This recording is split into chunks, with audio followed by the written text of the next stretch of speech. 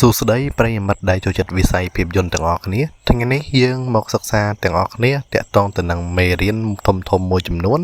អំពីខ្សែភាពយន្តស៊េរីដ៏ល្បីគឺរឿង Squid Game 10មេរៀនធំៗដែលយើងទទួលបានពីខ្សែភាពយន្តរឿង Squid Game 1. ភាពអស់សង្ឃឹមធ្វើឲ្យមនុស្សងាយរងគ្រោះអ្នកដែលចូលលេងហ្គេមសុទ្ធតែជំពាក់បំណុលគេនិងអស់សង្ឃឹមហើយពួកគេក៏រើសយកផ្លូវគ្រោះថ្នាក់ដោយសារតែពួកគេអស់សង្ឃឹមនឹងរកជម្រើសល្អជាងនេះមិនបាន 2. រឿងនៅក្នុងសង្គមសុទ្ធតែមិនយុត្តិធម៌ទាំងអស់ហើយមានតែការបោកបញ្ឆោតដាក់គ្នាប៉ុណ្ណោះ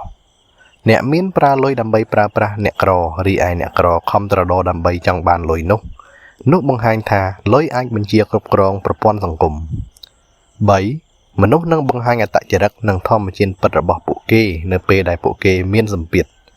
ដូចក្នុងហ្គេមនេះអញ្ចឹងខ្លះអាត្មានិយមខ្លះក្បត់មិត្តភ័ក្តិខ្លះគោខៅខ្លះរមិលគុណខ្លះពូកែបោកខ្លះល្ងងខ្លះនៅតែជាមនុស្សល្អជាដើម 4. ការដែលមានចិត្តល្អគឺមិនមែនជាភាពទន់ខ្សោយនោះទេអ្នកខ្លះព្យាយាមជួយអ្នកដទៃទាំងដែលខ្លួនកំពុងមានគ្រោះថ្នាក់ហើយយើងប្រកាសជាថាតួអង្គនោះល្ងងតែអ្វីដែលយើងមិនបានគិតនោះគឺមនសិការជាមនុស្សពិតប្រាកដ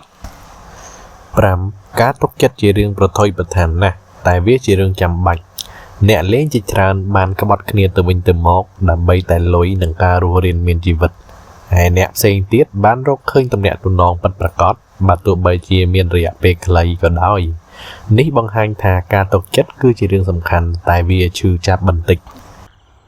6. កុំមើលស្រាលមនុស្សស្ងប់ស្ងាត់ដែលមិននិយាយស្ដីអ្វីទាំងអស់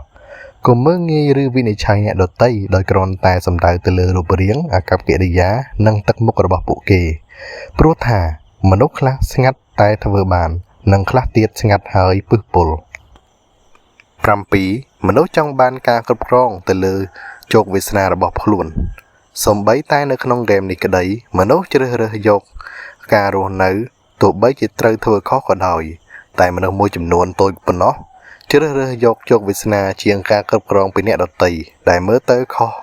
រហូតដល់មានតួអង្គខ្លះហ៊ានលះបង់ជីវិតដើម្បីគេ 8. លុយមិនអាចដោះស្រាយអ្វីទាំងអស់អំពើអាក្រក់ដែលបានសាង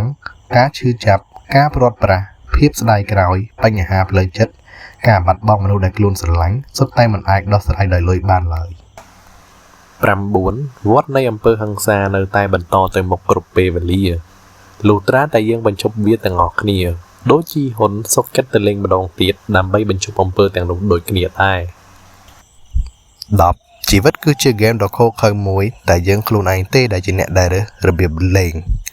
ដូចគ្នាក្នុងរឿង Squid Game គឺជាល្បែងដែលបង្ហាញពីទង្វើអមនុស្សធម៌តែយើងខ្លួនឯងទេដែលជាអ្នកជ្រើសរើសថាតើនៅតែជាខ្លួនឯងដែលរក្សាភាពជាមនុស្សឬប្រែអត្តចរិតមិនមែនជាមនុស្សទៀតសូមអរគុណដែលបានតាមដានស្ដាប់សូមកុំភ្លេចជួយ follow Facebook page របស់ខ្ញុំក៏ដូចជា subscribe YouTube channel របស់ខ្ញុំទាំងអស់គ្នាសូមអរគុណ